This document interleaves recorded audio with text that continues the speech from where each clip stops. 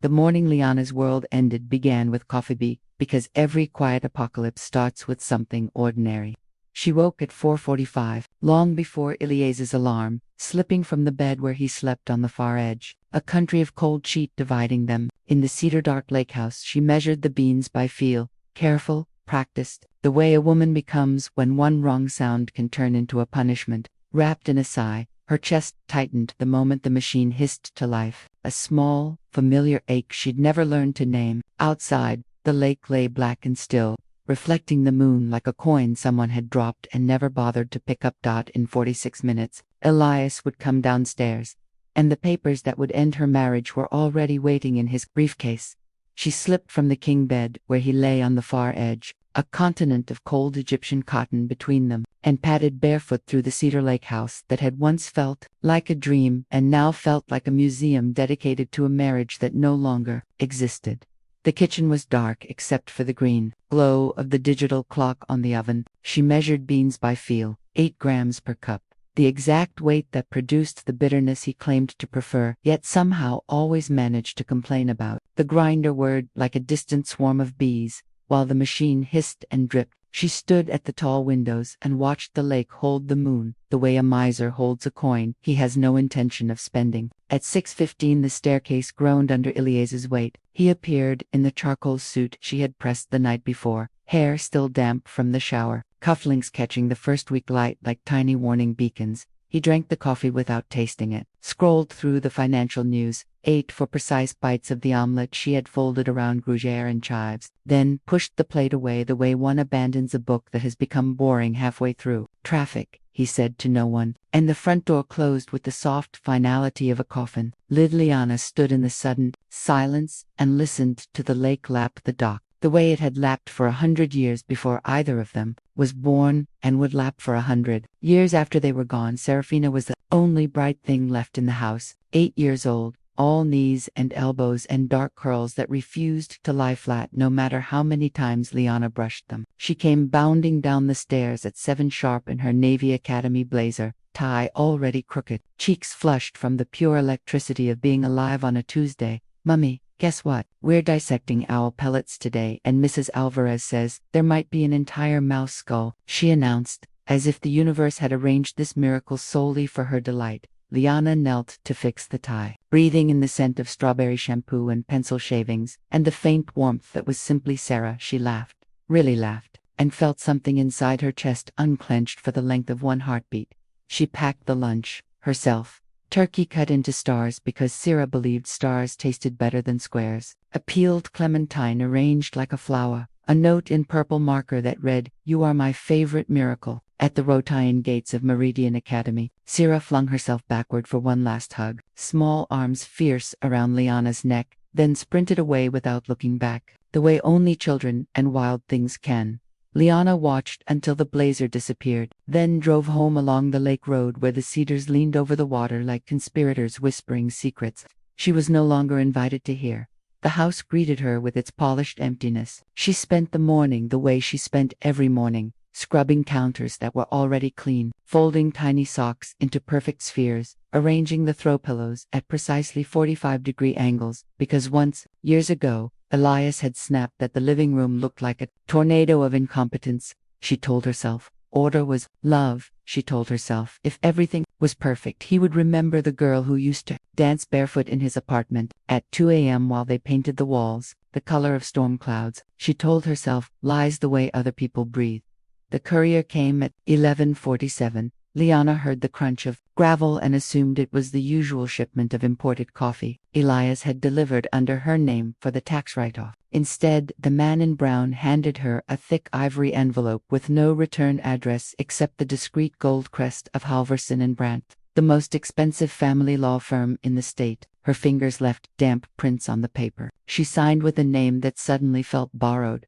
Back inside, she sat on the kitchen island stool, the one Elias had banned her from because it supposedly left smudges, and slit the envelope with the paring knife she used for The words swam at first. Petition for dissolution of marriage. Plaintiff, Elias Rowan Whitford. Defendant, Liana Marie Whitford. Grounds, complete failure to fulfill marital and parental obligations. Relief, sought sole legal and physical custody of the minor child, Serafina Rowan Whitford, and 100% of all marital assets on the basis that the defendant has contributed nothing financially and exhibits emotional instability detrimental to the child's welfare. The knife clattered to the tile. She read it again, standing this time, as if upright posture might make the sentences rearrange themselves into something kinder. They did not. She was still reading, mouth open, lungs forgetting their job, when the front door opened again, and Elias walked in wearing the same suit but a different expression. Calm, almost benevolent, the way a surgeon looks before he says this will only hurt for a moment. He stepped over the scattered papers as though they were autumn leaves. You weren't supposed to see it here, he said, voice soft, almost regretful, but the outcome is the same. Liana found her voice somewhere near the floor. You can't take Sarah from me. Elias loosened his tie the way other men loosen a noose. They have decided to tighten on someone else. I already have, he said, and went upstairs to shower.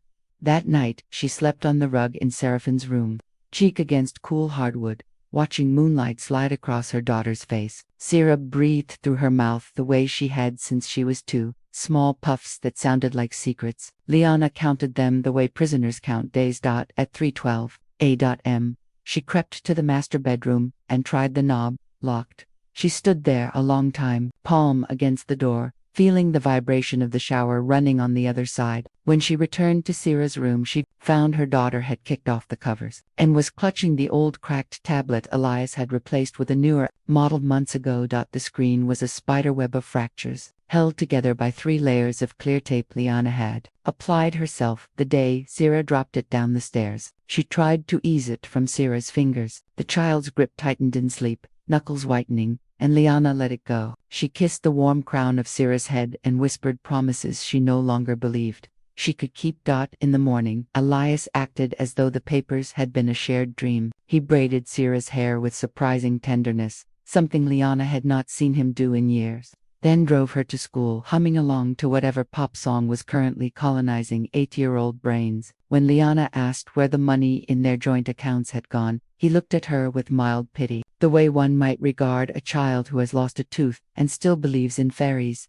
Market volatility, he said, and left for the office. She spent the day on the phone with banks, discovering every account had been retitled, every safety deposit box emptied, every mutual fund transferred to an entity in the Caymans she had never heard of. By nightfall she owned nothing but the clothes on her back and the cracked tablet clutched in her sleeping daughter's arms. Marcus Hale's office smelled of old paper, peppermint tea, and the faint metallic tang of hope that has been handled too often. It was wedged between a bail bondsman and a store that sold nothing but vintage typewriters no one knew how to repair. Marcus himself wore the same corduroy jacket every visit, elbows shiny, kindness in the lines around his eyes that had seen too many women arrive shaking and leave, if they were lucky. Standing straighter, he listened without interruption while Liana told him everything. The drained accounts, the staged photographs of a filthy house taken while she lay feverish and delirious for 4 days, the credit card charges for La Perla lingerie and private jets to Aspen she had never seen, the expert report that diagnosed her from a distance with pathologies she could not pronounce. When she finished, he removed his glasses and cleaned them on the hem of his shirt, buying time the way gentle people do when they must deliver brutal news. He's been planning this for 18 months, maybe 2 years, Marcus said. This isn't a divorce. It's a hostile takeover of a human being. Liana's laugh came out cracked. I don't care about the money. I just want my daughter. Marcus studied her for a long moment, then slid a box of tissues across the desk, the way another man might slide across a contract. Then we fight, he said, and we fight ugly.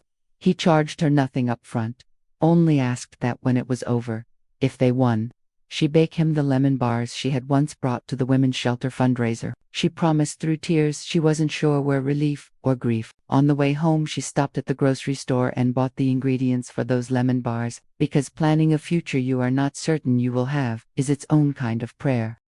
Elias began performing fatherhood the way stage actors perform grief, loudly, convincingly, always aware of the audience. He came home before 6, bearing boxers wrapped in silver paper and the faint trace of a perfume Liana did not recognize, something expensive and French and cruel, a new gaming tablet for Sarah, in rose gold, noise-canceling headphones that cost more than Liana's first car, tickets to a concert that had sold out in 7 minutes and would require a private car because public transport was apparently beneath them now. Every night he tucked Sarah in himself, reading extra chapters, letting her fall asleep against his shoulder while Liana folded laundry in the hallway like a ghost who had forgotten how to haunt. He whispered just loud enough for Liana to hear, "When you live with Daddy full-time, princess, you'll never have to see Mommy cry again." Sarah began flinching when Liana reached to smooth her hair. One Tuesday she came home from school and announced she no longer wanted turkey stars, only the little sushi rolls Daddy bought from the Japanese place downtown. Liana smiled until her face cracked, then went into the pantry and cried into a bag of basmati rice so hard she had to throw the bag away afterward because the grains were salted with something that was not seasoning. That night she found Sarah asleep hugging the broken tablet again, thumb resting on the fractured power button as though it were a worry stone. Liana sat on the edge of the bed and traced the cracks with one finger, wondering what comfort a child could possibly find in something so ruined. She fell asleep in the rocking chair fully dressed, waking at 3 a.m. with a crick in her neck and the certainty that the house itself was listening to her heartbeat and reporting back to Elias. The expert report arrived 2 weeks before trial, 70 pages bound in navy cardstock, authored by Dr. Camille Ph.D., licensed child psychologist, clinical director of the prestigious Meridian Center for Family Wellness. The conclusions were written in calm, merciless prose. Liana exhibited narcissistic with histrionic features, chronic emotional volatility, and parentification of the minor child, whereby the mother unconsciously uses the child as an emotional regulator. Dr. Delacroix claimed to have conducted naturalistic observation over 4 months at the Lakeside Park, the farmer's market, the academy pickup line, and documented incidents of Liana yanking Sarah by the arm with unnecessary force, ignoring her while scrolling her phone for 27 minutes while Sarah played alone, and reacting with histrionic over-emotionality when Sarah fell off the monkey bars and scraped her knee.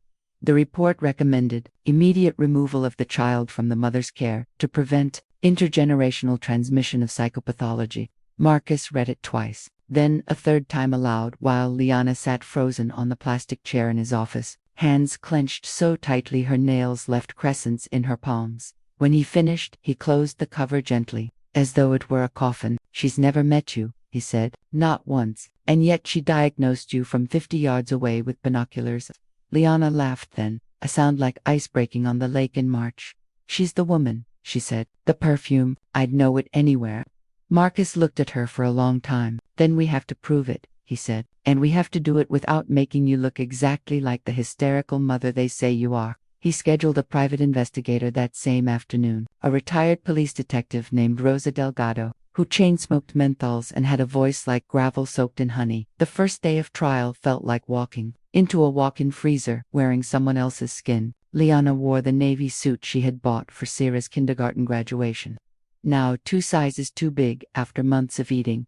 Only when Sarah left food on her plate. Marcus had warned her, whatever Elias's lawyer threw, she must remain serene. Serene was not a feeling she had access to anymore, but she practiced in the mirror until her reflection stopped shaking. Halvorsen and Brandt sent their senior partner, Grayson Whitlock, a man whose cufflinks probably cost more than Marcus's car and whose smile never reached his eyes. He presented the photographs first. The kitchen submerged in dirty dishes, the playroom that looked like a bomb site, the laundry room with mold blooming on damp towels, then the credit card statements, page after page of highlighted charges for things Liana had never touched. Finally he called Dr. Camille Delacroix to the stand. She entered like a swan, blonde hair in a low chignon cream silk blouse, the faint scent of that same perfume drifting ahead of her like a warning cloud. She spoke in measured, compassionate tones about attachment disruption and emotional contagion. She described the mall incident, Liana dragging Sarah away from an escalator with unnecessary force, causing the child to cry in public humiliation. She described the part, Liana staring at her phone while Sarah played alone, then overreacting hysterically when Sarah fell and scraped her knee. Liana felt every eye in the courtroom measuring her for the straitjacket. When Marcus stood for cross he asked only 3 questions. "Dr. Delacroix, how many times did you meet with Mrs. Whitford in your office?" "None." "How many times did you meet with Serafina?" "None." "So your entire diagnosis rests on distant observation and the funding of Mr. Whitford." Grayson Whitlock objected. The judge sustained. Camille never blinked. Marcus sat down. Liana felt the floor tilt beneath her chair. They saved the worst for the final day of testimony. Grayson Whitlock introduced a video clip, grainy, date-stamped, taken from Elias's phone. It showed Liana in their bedroom 3 weeks before the divorce papers. Hair wild, face swollen from crying, screaming that she wished she had never married him, that he had ruined her life, that she couldn't breathe in this house anymore. The courtroom was silent except for the sound of her own recorded sobs, echoing off the oak panels. Grayson let it play to the end, then turned to the judge with sorrowful regret. "Your Honor, this is the environment Serafina has been forced to endure." Liana felt Marcus's hand on her wrist under the table, a silent plea. "Do not react." She stared at her lap and counted heartbeats, until the numbers lost meaning. When it was her turn on the stand, she told the truth as calmly as she could, that the dishes were from for days she spent in bed with a 103-degree fever while Elias attended a conference in Napa, that the credit card had been in her name but carried in his wallet, that the bedroom video had been taken minutes after he told her she was a disappointment as a woman and a mother, and then refused to leave the room until she reacted. Grayson twisted every sentence until it sounded like excuse, like delusion, like the ravings of the exact unstable woman they had painted. When he showed the bedroom clip again and asked if this was normal maternal behavior, something inside Liana snapped like a frostbitten branch. She stood, tears streaming, voice cracking across the courtroom. "He set me up. He wanted me to break so you would all see exactly this." The gavel slammed. "Order. The witness will sit." She sat. The damage was done. Elias looked at the floor with practiced sorrow. Camille allowed herself the smallest curve of victory at the corner of her mouth. Marcus closed his eyes as if praying for a different lifetime. The sentencing hearing was scheduled for a Friday in early December. The lake already skimmed with ice that looked thin enough to break if you only believed hard enough. Liana had not slept in 3 days. She wore the same navy suit, now hanging from her like a flag of surrender.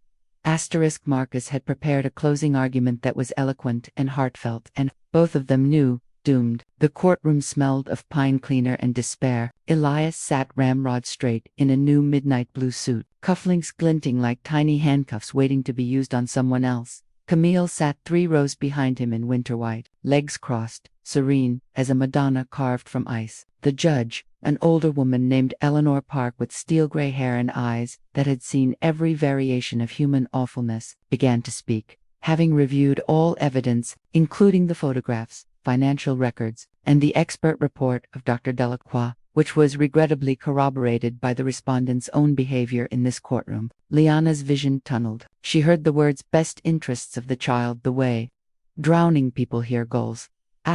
Then, a small voice rose from the back of the room, clear and impossible. "Your Honor." Every head turned. Serafina stood in the aisle in her purple winter coat, cheeks red from cold, clutching the cracked tablet like a hymn. Elias shot to his feet. "Sira, no." The judge's gavel cracked once. "Young lady, approach." Sira walked the long aisle alone, sneakers squeaking, and the courtroom held its breath the way the lake holds moonlight. She did not look at her father. She looked only at the judge and said, "I have proof they're lying." The bailiff connected the tablet. The screens flared to life, and the truth, shaky low angle, date-stamped, devastating, poured out in Camille's own laughing voice. "She's too broken to fight. Once the judge signs tomorrow, we list the house, take the kid to Gusted and vanish," followed by Elias's calm instructions on how to provoke Liana into hysteria on the stand, followed by their toast with Liana's wedding crystal. The gavel fell like a guillotine. Elias lunged and was tackled. Camille ran and slipped, silk blouse tearing as officers dragged her back, screaming. The judge's voice rose above the chaos. "Custody to the mother. All assets frozen. Immediate arrest of Elias Rowan Whitford and Dr. Camille Delacroix for fraud, perjury, conspiracy, theft, and suborning perjury." Liana did not hear the rest. She was on her knees in the aisle, arms full of 8-year-old justice, sobbing into strawberry-scented curls while the broken tablet lay on the floor between them. Screened finally, blessedly dark. 6 months later, the lake house sold for $4 million. Liana and Serafina moved into a loft above a bakery that smelled of browned butter and hope. Liana reopened her design studio, small, hers, solvent. On spring evenings, they sat on the fire escape eating warm chocolate chip cookies, legs swinging over the city lights, while far below the lake reflected a new moon, calm and unbroken. And if sometimes Liana woke at 3 a.m., certain she heard footsteps on the stair, she only had to reach across the hallway to feel Sierra's small hand find hers in the dark. Proof that some stories, against every odd, end with the villains in handcuffs, and the mothers still holding their daughters when morning comes.